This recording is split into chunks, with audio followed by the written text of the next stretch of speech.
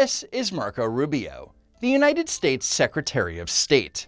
In addition to being President Trump's chief foreign affairs advisor, Rubio is the acting national security advisor, the acting administrator of USAID, and the acting chief administrator of the National Archives. Recently, Secretary Rubio sat down for several hearings in the House and the Senate and alluded to the fact that he's currently a man of many hats. Thank you. It's an honor to be here on behalf of the National Archives, and in addition to... We don't have time for you to list. Okay, well, we'll focus on state today. I appreciate the opportunity to speak to you today. Well, at least Rubio has a sense of humor about it. Democrats, on the other hand, refusing to stay until every member has questioned you for 5 minutes, as entitled to under House rules, are not the standards to which we hold the Secretary of State. Now you're not only the Secretary of State, you are also the acting USAID administrator. You're also the acting archivist. You're also the interim national security advisor. You cannot spend every day at the State Department and then neglect your other jobs that you have the responsibility to do. So how much time do you spend at the other jobs if you spend every day at the State Department? Well, now you know I can't offer you 8 hours today to answer every question on this committee, which you were complaining about earlier. As a former member of Congress, Secretary Rubio knows what to expect. And he'll be damned if he's just gonna sit there and take their bullshit. Did you anticipate, or did you want, when you were sworn in to be the Secretary of State, do you want to have the jobs of USAID administrator? No, I did not apply for those jobs. I was asked to serve in those roles, and I'm happy to do it. The archives are doing great. The USAID has been folded under state, so it's a sort of a duplicative role. And the National Security Advisor, which is on an interim basis, has tremendous overlap with what we're doing at the State Department. Well, then why not get rid of all of them and just put everything under you? Get rid of all those departments. As if Congressman Meeks and the Democrats would allow such a thing. Getting rid of all the departments would be amazing, though. On the issue of Ukraine, here's what we can all agree on. There is no military solution to this crisis. Right. It will have to end in a negotiated settlement. And the fundamental challenge we have in Ukraine is this. Russia wants what they do not currently have and are not entitled to, and Ukraine wants what they cannot regain militarily. And that's been the crux of the challenge. I don't disagree with that at one level. But on the other hand, what Vladimir Putin is doing now is playing for time. And he's playing this president like a fiddle. And the longer he plays it, the more opportunity he has to gain territory in Ukraine, and the harder it's going to be to get him to the table. What we need to do is to put pressure on Vladimir Putin in every way we can to ensure that we can get them to the negotiating table. I should note that during the first 2 years, 10 months, and 29 days of the war under President Joe Biden, Senator Sheehan never called for the White House to put pressure on Putin to get him to the negotiating table. Not even once. Well, I disagree with this playing with a fiddle analogy, because the truth of the matter is when Vladimir Putin woke up this morning, he had the same set of sanctions on him that he's always had since the beginning of this conflict, and Ukraine was still getting armaments and shipments from us and from our allies, and the European Union is about to impose additional sanctions, and the U.S. is looking for no Patriot batteries to be able to transfer from other NATO nations into Ukrainian hands. And what the president's trying to do is end a war. He's trying to end a bloody, costly war that neither side can win, and people are dying every single day. But this notion that what has Putin gained throughout this? He hasn't gotten a single concession. He hasn't gotten a single sanction lifted. And the more time he gets without additional pressure on Russia, the more incentive he's got to continue to gain territory and continue to play for time. So Biden had nearly 3 years of allowing the Ukraine war to persist with zero effort to bring both countries to a ceasefire or a peace agreement. But now that Trump has been in office for 4 whole months, he's being accused of not doing enough. F***ing clown world. The person we're negotiating with, Vladimir Putin, is he a war criminal?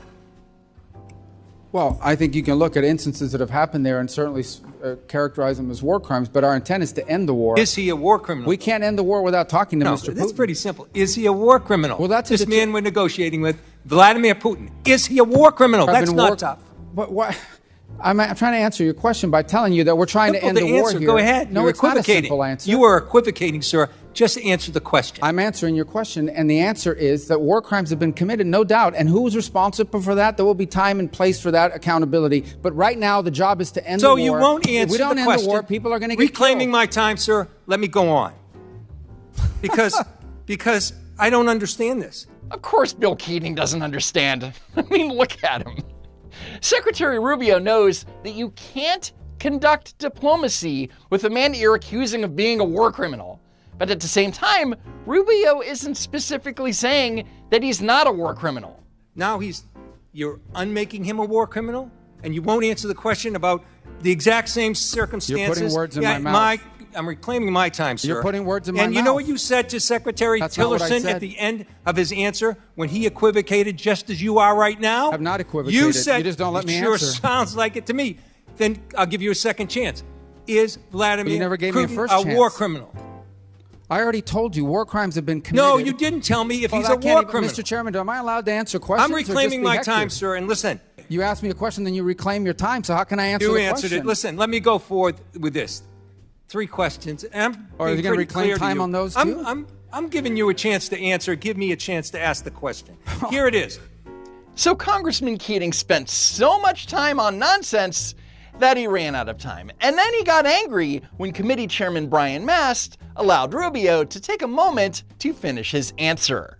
The last point is, our goal is to end this war. We have to be able to talk to both sides in order to do it. Chairman, in order to be, we have to end this my conflict. time is answered. His time answering my question ended too. It's the next person's time. That's the rules in this committee. When you won't even let a person enter into the record something from our ambassador till recently from Ukraine, Ambassador Brink, who resigned because of the conduct of this administration after 30 years of service, sir. You should keep a better eye of the clock in front of you. Your time expired. Continue. Our goal is to end this war so more people don't die. We just want people to stop dying. Every day this war goes on, people die, things are destroyed, and lives are ruined. And we want it to stop. Now, if you thought that Congressman Keating was bad, here's Congressman Brad Sherman losing his mind. Well, we have a nuclear cooperation agreement with the United Arab Emirates and Turkey and Morocco that all provide for a gold standard of safety.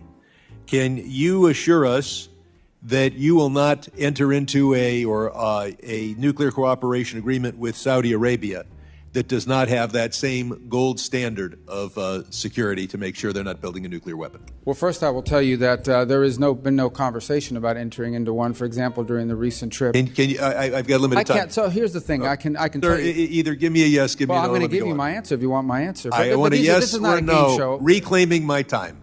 Well, reclaim your time, but it's not a game show. I get to answer. These are complex questions. Let me answer. Mr. Secretary, I'm reclaiming my time. The filibustering takes place in the Senate, not here. I'm not filibustering. I'm trying to answer your question. You're trying. Let's go on to the next question. Can you assure us that you will continue sanctions on Iran until they verifiably agree to abandon all enrichment? That's a yes or no question. No, it's not. Well, can you give me a yes or no, or should I go on to the next question? We believe that Iran should not be allowed to enrich uranium. Correct. You believe that it should? Yeah, well, we believe that an acceptable deal with Iran is one in which they cannot enrich, because if they can enrich, they can weaponize. I know why we don't want. I asked you, will we agree? Will we continue the sanctions until they verifiably agree to get rid of? Oh, you the have no worry about us. The worry was the previous administration. This administration has been. Your refusal to give me an answer is loud and clear. No, I'd like to answer reclaiming my time. He might be reclaiming his time, but all he's done is waste it. I mean, asking if Trump is going to be tough on Iran and seriously? The Boston School of Public Health has a kind of a website where they post their estimated deaths as a result of the actions that were taken to dismantle USAID. And they're updating it continuously. So you go to it, the numbers keep changing. They have a one-year estimate, but they also have what they estimate has happened to today. Your action to cancel these contracts, your contracts in this fashion, freezing fund, firing individuals, has resulted in the death of hundreds of thousands of children. That's false. That's fake. That's just not true. That's a study based on if we canceled every one of these programs permanently. Okay, and I'm reading it right here because I'm glad you brought it up. It assumes a near total freeze in U.S. foreign aid for HIV, AIDS, tuberculosis, malaria, and other diseases. There is not a total freeze. 85% of PEPFAR recipients are receiving their care right now. But the numbers you're saying, those aren't real numbers. I understand that's what the school said in the worst case dramatic scenario. And even then, I think it's exaggerated. But there's just no evidence of the fact that, I don't remember what the numbers are, 100,000 children have starved to death in the last 4 months because the United States made reductions to USAID. Well, that first of all, is pretty atrocious. That would mean that nobody else in the world is doing anything. We're taking care of the entire planet? Pretty much. And to Democrats, it's never enough. We do more food aid than anybody in the world, and we're doing more today than anybody in the world. Secretary, I'm reclaiming my time. You are speaking in generalities. I'm talking about specifics. I'm speaking in specifics. We do more than anybody in the world, and we're doing more than anybody in the world right now at this very moment. That's hyperbole, sir, because this has been disrupted because of your freezing of aid. Who does more food aid than the United States? Sir, why are you asking me questions? My job is to ask you questions. You're the one that's claiming that Secretary, I'm reclaiming my time. Secretary, I'm reclaiming my client. Next up is Senator Van Hollen, who you might recognize from his well-documented trip to El Salvador to visit Maryland man Kilmar Abrego Garcia. And I have to tell you directly and personally that I regret voting for you for Secretary of State. I yield back. May I respond? You may, sir. Well, first of all, your regret for voting for me confirms I'm doing a good job. Based on what I know. Well, that's just a flippant statement, Mr. Secretary. Can I respond, Mr. Chairman? You may. I didn't ask Senator, please let the Secretary have I'd be happy to, but then I can respond to his Your time's up, Senator, and willfully used, I might add. First of all, I'm actually very proud of the work we've done with USAID. For example, I don't regret cutting $10 million for male circumcisions in Mozambique. I don't know how that makes us stronger and more prosperous as a nation. Well, I can go on. I mean, there's other things here. We spent $227,000 for Big Cat's YouTube channel from USAID. We spent $14 million for social cohesion in Mali, whatever the hell that means. So I can go on and on. I got the list here, and there's more. I didn't even bring the whole list. Then Rubio addressed Van Hollen's pet project down in El Salvador. In the case of El Salvador, absolutely. Absolutely. We deported gang members, including the one you had a margarita with. And that guy is a human trafficker, and that guy is a gangbanger, and the evidence is going to be clear in the days to come. You're going to see who you went to. Senator, I'm sorry, please, Mr. Chairman. Secretary Rubio has the floor. Mr. Chairman, he can't make unsubstantiated comments like that. Unsubstantiated claims? We've all seen the evidence, Senator. For example, here's Maryland dad caught on body cam video during a traffic stop in 2022. The Department of Justice states that Abrego Garcia was transporting 8 men, all without luggage, from Houston, Texas to Temple Hills, Maryland, to perform construction work. He's hauling these people for money, is what he's doing, but there's 8 people in there. Yeah, I know. I didn't know that. They put an extra row of seats in there. Yeah. So he's getting paid to haul these people, probably to Maryland, I would say, if I had my guess. And what's crazy is when the Tennessee Highway Patrol processed Abrego Garcia's driver's license, it was A, expired, and B, contained a note to inform federal officers because of his alleged affiliation with MS-13. And when they notified ICE, ICE declined to take Abrego Garcia into custody. Thanks, Joe Biden.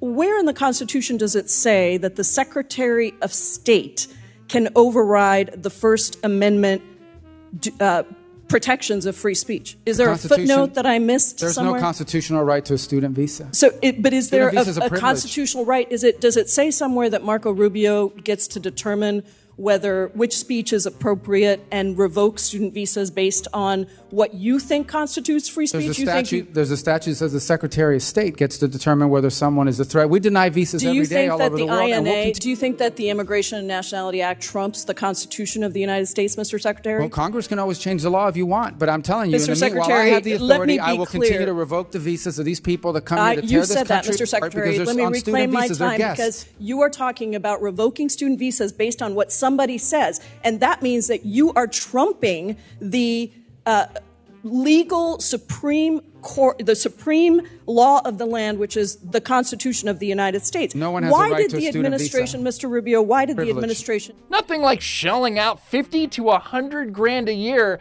to attend a university, only to have your entire campus taken over by a bunch of radicals screaming about a war that you had nothing to do with. As far as I'm concerned, you can round them all up and send them to Gaza. In early February, the president announced a special refugee program for Afrikaner farmers, justified, A, by some concerns about South African foreign policy, but B, a claim that these were persecuted individuals. So right now, the U.S. refugee program allows a special program for Afrikaner farmers, the first group of whom arrived at Dulles Airport in Virginia not long ago, while shutting off the refugee program for everyone else. Do you think Afrikaner farmers are the most persecuted group in the world? I think those 49 people that came certainly felt they were persecuted, and they've passed every sort of check mark that had to be checked off in terms of meeting the requirements for that. They live in a country where farms are taken and land is taken on a racial basis. Correct. In January 2025, the Expropriation Act 13 of 2024 was enacted, which allowed South Africa to seize ethnic minority Afrikaners' agricultural property. In response, President Trump signed an executive order that, among other things, addresses the Expropriation Act and announced that through the United States Refugee Admissions Program, Afrikaners in South Africa who are victims of unjust racial discrimination would be prioritized for humanitarian relief, including admission and resettlement. But the left will claim that when black South Africans, referring to white farmers, chant and sing, "Kill the Boer," that you shouldn't take it literally. It's all for fun. I assert that this claim that there's persecution of Afrikaner farmers is completely specious. Are you aware ever during the apartheid era in South Africa did the United States establish a special program to allow South African blacks who were treated as second-class citizens in the apartheid program, a special program that they could claim refugee status in the United States? No, because I was probably in 9th grade or 8th grade at the time. Yeah, well, then I don't expect you to know. I'll just tell you, never has there been a program. We've never allowed a special program to allow Africans into the United States in an expedited refugee status until now. So Senator Tim Kaine is concerned that these African refugees aren't the right kind of African refugees. But I think but I'm going to ask you, so a well-justified fear of persecution? Yeah, they thought that their farms were being burned down and they would be killed. I think that's a pretty good justification for wanting to come. They're afraid for their lives. And should it be applied in an even-handed way? That's an easy. No, our foreign policy doesn't require even-handedness. It requires prioritizing the interests of the United States. The statutory phrase says you are entitled to entrance as a refugee if you demonstrate a well-justified fear of persecution. No, you're not entitled. So can you have a different standard based upon the color of somebody's skin? Would that be acceptable? Well, I'm not the one arguing that. Apparently you are, because you don't like the fact that they're white, and that's why they're coming. I'm just asking you to say that would be unacceptable. Well, no, I would say that the United States... a very easy thing to say. The United States has a right to pick and choose who they allow into the United States. Even based on the color of somebody's skin. You're the one that's talking about the color of their skin, not me. These are people whose farms were being burned down and they were killed because of the color of their skin. Just remember, folks, diversity is our strength.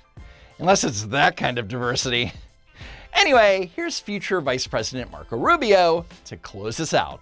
Our immigration policy should be based on the national interest of the United States. Period. End of story. If there is a subset of people that are easier to vet, who we have a better understanding of who they are and what they're going to do when they come here, they're going to receive preference, no doubt about it. There are a lot of sad stories around the world. Millions and millions of people around the world. It's heartbreaking. We cannot assume millions and millions of people around the world. No country can. Anyway, that's it for now. Follow me on X at Don't Walk Run. And as always, thank you so much for watching, and I'll see you next time. If there is next time.